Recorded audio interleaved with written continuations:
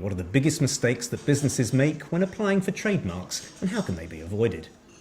Not doing the vital groundwork is one of the biggest mistakes, and it can be a costly one, because while trademark applications are pretty inexpensive, they're not free. And you may have paid quite a bit to create and develop your chosen trademark before that, only to find that you can't protect it after all. So conducting research into the trademark that you want to adopt is absolutely critical, and the good news is that they're not hard to do or particularly time-consuming.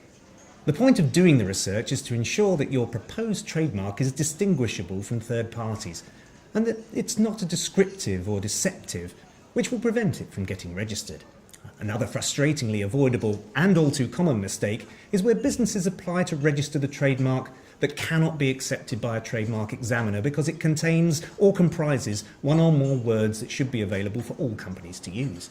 An example of this is when a business uses a geographical location such as London to indicate that goods or services originate from them, or business school, when any college or university should be able to indicate that they're a school of business. There is nothing uniquely protectable here. Remember that a trademark is a monopoly right. Nobody else can use it, or something very similar to it, while it belongs to you. What gives you the right to this exclusivity is the distinctiveness and unique connection with you. You don't and shouldn't have the right to prevent others from using ordinary words. And make sure you register your trademark for the right categories of activities.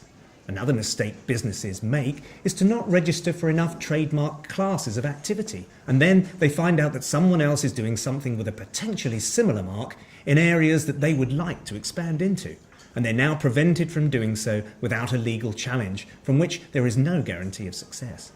How do you avoid these mistakes? Well, first off, don't use ordinary words.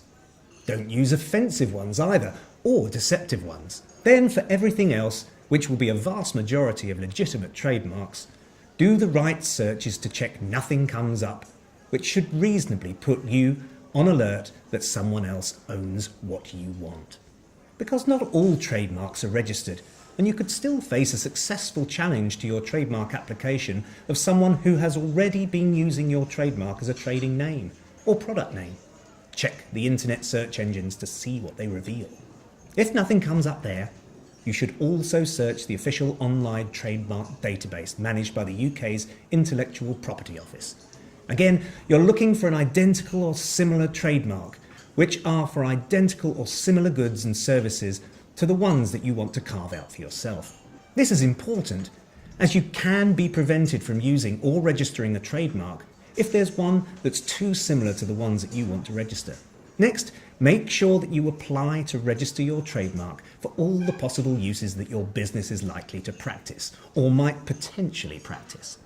The wider you cast this net, the more freedom you'll have to expand your business later on, because you can't go back and add extra classes of activity later.